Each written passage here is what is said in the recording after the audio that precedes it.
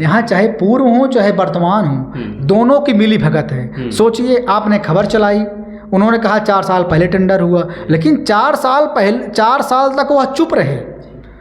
यह बड़ी बात है। 4 साल पहले टेंडर हुआ, वो वर्तमान विधायक हैं। 4 साल से लोग उस रोड पर जनता बड़ी मुश्किल से आ रही थी, कष्ट सह रही थी, लेकिन 4 साल तक चुप रहे। चुप क्यों रहे?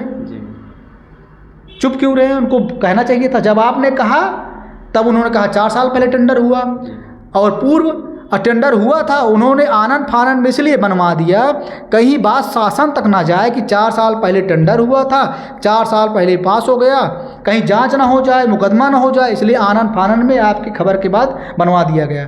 पट्टी क्षेत्र में सबसे बड़ी समस्या है कि यहाँ पर आपस में यहाँ के जो पूर्व नेता रहे हैं, लोगों को आपस में जात पात में बांट करके लड़वाने का काम किए हैं। और पार्टी चाहे सपा हो चाहे भाजपा हो, सारी पार्टियों में अपना अपना जातिवाद है, अपना अपना सब कुछ है, लेकिन हमारी पार्टी में कोई जातिवाद नहीं है। पट्टी में जो भी रहे हैं नेता, चाहे पूर्व में रहे चाहे वर्तमान में, उन्होंने केवल अपने परिवार का ही सोचा है, जनता के लिए उन्होंने कुछ नहीं किया। नमस्कार, आप देख रहे हैं प्रगति न्यूज़ सच की खबर। सच की खबर में आप सभी का स्वागत है। आज हमारी मौजूदगी विधानसभा 249 पट्टी में है और हमारे साथ जनसत्ता दल लोकतांत्रिक पार्टी के युवा प्रकोष्ठ जिलाध्यक्ष एडवोकेट दिनेश तिवारी जी हैं और 249 विधानसभा पट्टी से संभावित प्रत्याशी हैं। और जिस तरीके से मिशन 2027 विधानसभा चुनाव के लेकर खासकर सबसे हॉट सीट पट्टी विधानसभा को लेकर तमाम प्रत्याशियों के बीच चुनावी सर्वे देखा जा रहा है, और वहीं पर प्रतापगढ़ से लेकर उत्तर प्रदेश में चर्चा रहता है जनसत्ता दल पार्टी के राष्ट्रीय अध्यक्ष कुंवर रघुराज प्रताप सिंह राजा भैया का। इन्हीं सब पे हम चर्चा करेंगे। सबसे पहले सर, आपका प्रगति न्यूज़ बहुत बहुत स्वागत है। बहुत बहुत धन्यवाद। प्रगति न्यूज़ आया यहाँ तक, बहुत बहुत धन्यवाद उसके लिए। सर, जिस तरीके से आप पट्टी विधानसभा 249 से चुनावी 2027 विधानसभा की तैयारी कर रहे हैं, जी जी, तो 2027 विधानसभा चुनाव को लेकर आपकी क्या तैयारियां हैं? 2027 को लेकर हमारी तैयारियां लगभग पूरी हो चुकी हैं जी। और पिछले 10 वर्षों से लगभग हम लगातार पट्टी विधानसभा क्षेत्र में हैं और जनता के सुख दुख में हमेशा बने हुए हैं। यह नहीं कि चुनाव आया है तब हम जनता के बीच में आए हैं। हम लगातार लगभग 10 साल, लगभग चुनाव आ जाएगा 2027 में, तो लगातार 10 वर्षों से हम जनता के बीच में हैं, उनके सुख दुख में आते जाते रहते हैं, उनकी सेवा करते रहते हैं। और आगामी 2027 की तैयारी हमारी लगभग पूरी हो चुकी है। अब बूथ स्तर पे कमेटियों का गठन होना है। बूथ स्तर पर हमारे कार्यकर्ता मौजूद हैं, लेकिन उनको गठन करके उनको सक्रिय करना है, जिससे हम आगामी चुनाव में जा सकें। जी सर, जिस तरीके से अभी आपने कहा विगत 10 वर्षों से क्षेत्र में हमारा भ्रमण है, सुख दुख में आप भ्रमण कर रहे हैं, तो पट्टी क्षेत्र की सबसे बड़ी समस्या क्या है? पट्टी क्षेत्र में सबसे बड़ी समस्या है कि यहाँ पर आपस में यहाँ के जो पूर्व नेता रहे हैं, लोगों को आपस में जात पात में बांट करके लड़वाने का काम किए हैं। तो सबसे ज़्यादा समस्या है कि यहाँ पर आपस में लोग जात पात में लड़ते हैं। और यहाँ पट्टी में दूसरी बड़ी समस्या है कि पट्टी में कोई रोजगार की व्यवस्था नहीं है, किसी प्रकार की छोटी मोटी फैक्ट्री भी नहीं है, छोटे मोटे कारखाने भी नहीं हैं लगे हुए हैं। तो सबसे बड़ा मुद्दा यही है कि यहाँ पर रोजगार की समस्या है। जी ठीक सर, जिस तरीके से आप 2027 की तैयारी कर रहे हैं और पिछले चुनाव विधानसभा चुनाव में आपकी पार्टी ने आपको उम्मीदवार नहीं बनाया, तो क्या अगर आपको टिकट मिलता है तो आपकी पहली प्राथमिकता क्या होगी?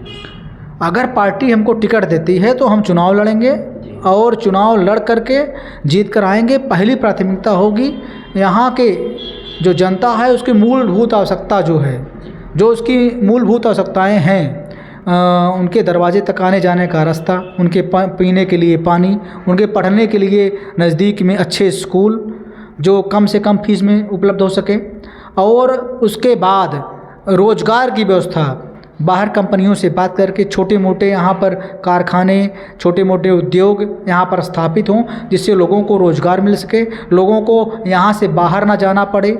और सबसे बड़ी है सुरक्षा की बात। आप सब अपने आप को, पट्टी विधानसभा की जनता, कार्यकर्ता, महिला, सब अपने आप को सुरक्षित महसूस करें। आपस में सद्भाव ऐसा हो, सभी जातियां मिल बैठकर आपस में रहें, यही हमारी सबसे बड़ा जो है लक्ष्य होगा चुनाव अगर टिकट मिलता है तो। जैसे सर अभी आपने कहा कि 10 वर्षों से तैयारियां कर रहे हैं, क्षेत्र में रह रहे हैं और पिछले चुनाव में भी आपकी पार्टी ने आपको उम्मीदवार नहीं बनाया, अगर इस बार भी नहीं करती तो क्या करें? क्योंकि पूर्व मंत्री जी हैं, उनका यहाँ दबदबा रहता है, कई बार विधायक भी रहे और अभी हाल ही में सपा के विधायक हैं, तो पिछली बार आपको मौका नहीं मिला, इस बार अगर नहीं मिलेगा कैसे करें? देखिए, पिछली बार चूँकि हमारी पार्टी 2018 में ही बनी थी और फिर तुरंत 2022 में चुनाव होना था, इसलिए हमारी पार्टी को उस संगठन उस लेवल पे नहीं तैयार था। फिलहाल हमने पट्टी में तैयार कर रखा था और हमको आश्वासन भी मिला था कि लड़ाया जाएगा, लेकिन अंतिम समय में पता नहीं किन कारणों से टिकट नहीं मिला और हम नहीं लड़े। लेकिन इस बार हमारी पूरी तैयारी है और पार्टी भी, संगठन भी मजबूत हो चुका है। पार्टी संगठन हम इंतज़ार करेंगे कि पार्टी हमको लड़ाए। अगर पार्टी नहीं लड़ाती है तो यहाँ के कार्यकर्ताओं की, जनता की मांग है कि हम चुनाव लड़ें। तो हमने मन बनाया कि अगर पार्टी चुनाव लड़ाएगी तो पार्टी के सिंबल पर ही लड़ेंगे, नहीं लड़ाएगी फिर भी हम चुनाव लड़ना पड़े, चाहे निर्दलीय लड़ना पड़े, चाहे जिस विकल्प पर लड़ना पड़े, जो विकल्प सामने होंगे देख करके चुनाव लड़ेंगे और हर कीमत पर चुनाव 2027 में लड़ेंगे। 27 में डन है चुनाव लड़ना? पूरी तरह से चुनाव लड़ना तय है, एकदम संकल्प है और जनता में हम ही एक विकल्प है। जनता चाहती है कि दिनेश तिवारी चुनाव लड़ें। दिनेश तिवारी इस बार ज़रूर चुनाव लड़ेंगे और जनता के बीच में हैं और रहेंगे और जीत कर आएंगे और जनता के सुख दुख में जैसे आज हैं वैसे हमेशा बने रहेंगे। सर अगर देखा जाए जनसत्ता दल पार्टी का जनाधार अगर पट्टी विधानसभा में है तो दिनेश तिवारी हैं उसकी रफ्तार बढ़ाने वाले, और अगर आप एक चीज़ ये देखा जाए आपकी पार्टी और अन्य दलों में कैसे अलग है? हमारी पार्टी में किसी प्रकार का जातिवाद नहीं है, किसी प्रकार का धर्मवाद नहीं है। हमारी पार्टी कभी भी जाति धर्म देख कर के लोगों को नहीं जोड़ती है।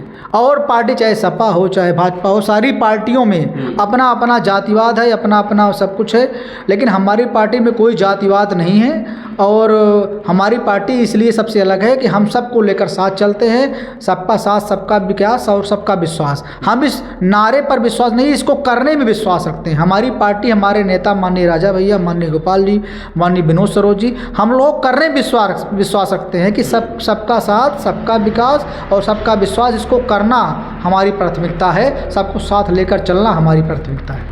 वर्तमान सरकार की वर्तमान जो सत्ता है उसकी सिचुएशन अभी देखा जाए, प्रेजेंट टाइम देखा जाए, तो विपक्षी दलों पर आपका क्या कहना होगा? देखिए, विपक्षी दलों का क्या कहना होगा, खासकर हम पट्टी की बात करेंगे और किसी नहीं। पट्टी में जो भी रहे हैं नेता, चाहे पूर्व में रहें चाहे वर्तमान में, उन्होंने केवल अपने परिवार का ही सोचा है, जनता के लिए उन्होंने कुछ नहीं किया है।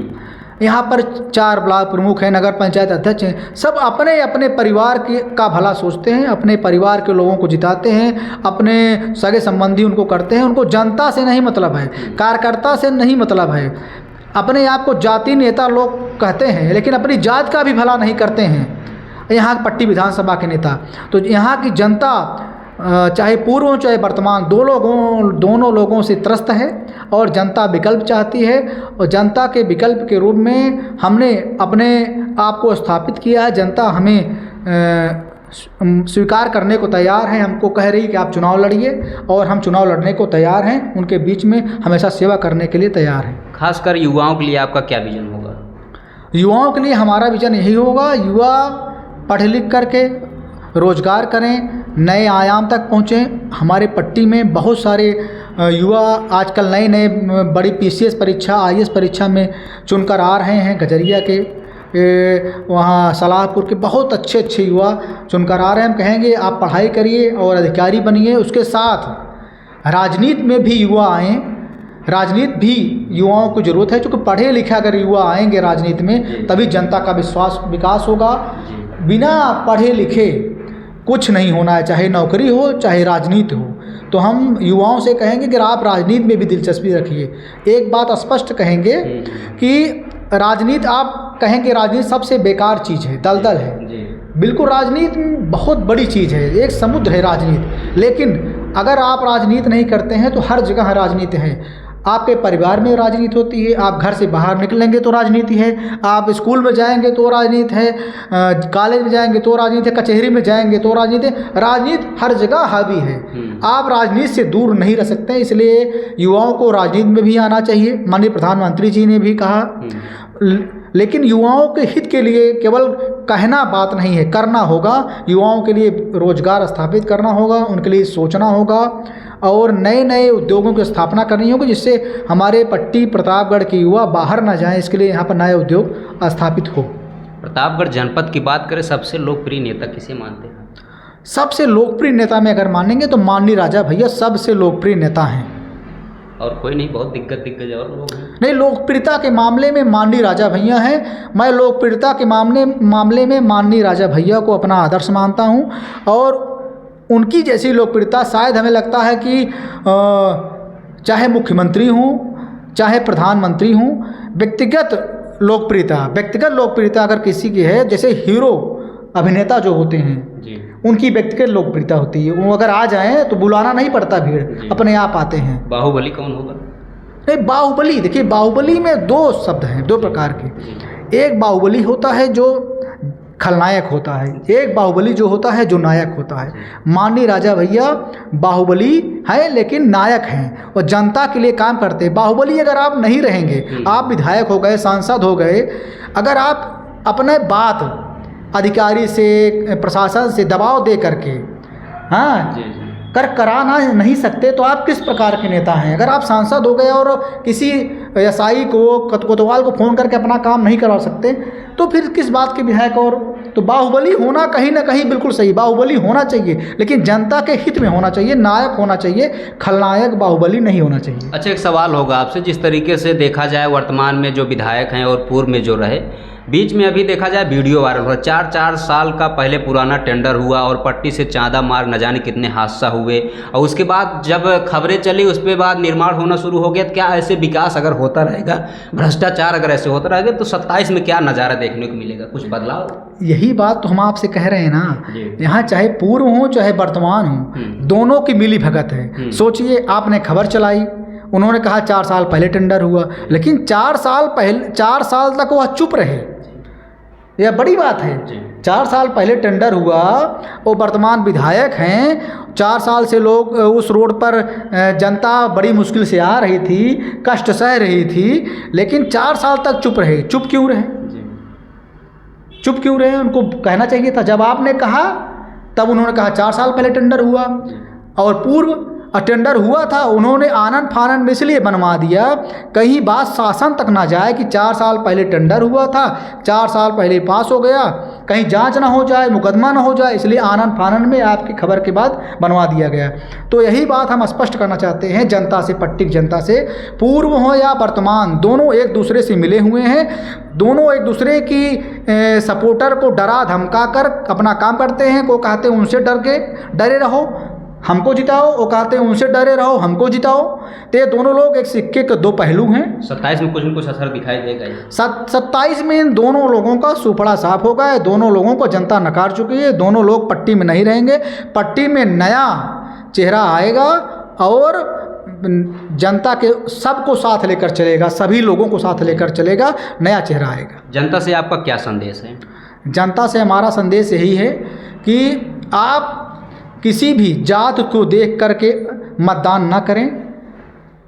आप देखिए, क्षेत्रीय जो हो, आपके जो सुख दुख में आता हो, जो पहुंचता हो, जो हमेशा आपके बीच बना रहता हो, जिसको आप आसानी से मिल सकें, उसके घर जाकर मिल सकें, अपनी बात कह सकें, जो आपका फ़ोन उठा ले, दिन हो या रात हो, 24 घंटे, ऐसा नेता होना चाहिए। जनप्रतिनिधि का मतलब होता है जनसुलभ, जो जनता के बीच में सुलभ हो, जो जनता की बातें सुने, उनका समस्याओं को सॉल्व करे, वह जनप्रतिनिधि होता है।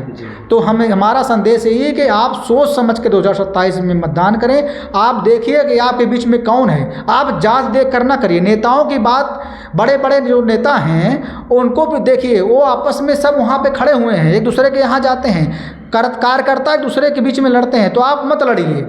हम अपने कार्यकर्ताओं को भी कहते हैं कि आपस में न लड़िए, आप किसी पार्टी में रहिए, आप हमारे समर्थक हो सकते हैं, आप चाहे जहाँ रहें। आप जो जनप्रतिनिधि 2027 में चुनिए, आप सोच समझ के चुनिए। और हम अपील करेंगे कि हम आपके बीच में 10 सालों से हैं, आप हमको एक मौका दीजिए, अपना आशीर्वाद दीजिए। मैं पट्टी की तकदीर और तस्वीर दोनों बदल दूंगा। सब लोग साथ रहेंगे, एक भी फर्जी मुकदमा नहीं होगा, सबका साथ होगा, सबका विश्वास होगा, सबका विकास होगा और सभी सड़कें बनेंगी। कोई भी टेंडर के बाद 4 साल तक रोड नहीं रुकी रहेगी, सब टेंडर होगा, तुरंत रोड बनेगी, गुणवत्ता पूर्वक बनेगी। आपके बीच में मैं बना रहूँगा, आप अपना आशीर्वाद मुझे दीजिए। जी बिल्कुल, धन्यवाद। आप देख सकते हैं हमारे साथ जनसत्ता दल पार्टी के युवा प्रकोष्ठ के जिला अध्यक्ष एडवोकेट दिनेश तिवारी जी मौजूद थे। जिस तरीके से सीधा इन्होंने ऐलान कर दिया है मिशन 2027 का विधानसभा का चुनाव, चाहे पार्टी टिकट दे या ना दे, लेकिन प्रयास रहेगा पार्टी के सिंबल से। अगर नहीं मिलता है तो सीधा ऐलान है कि निर्दलीय प्रत्याशी होंगे।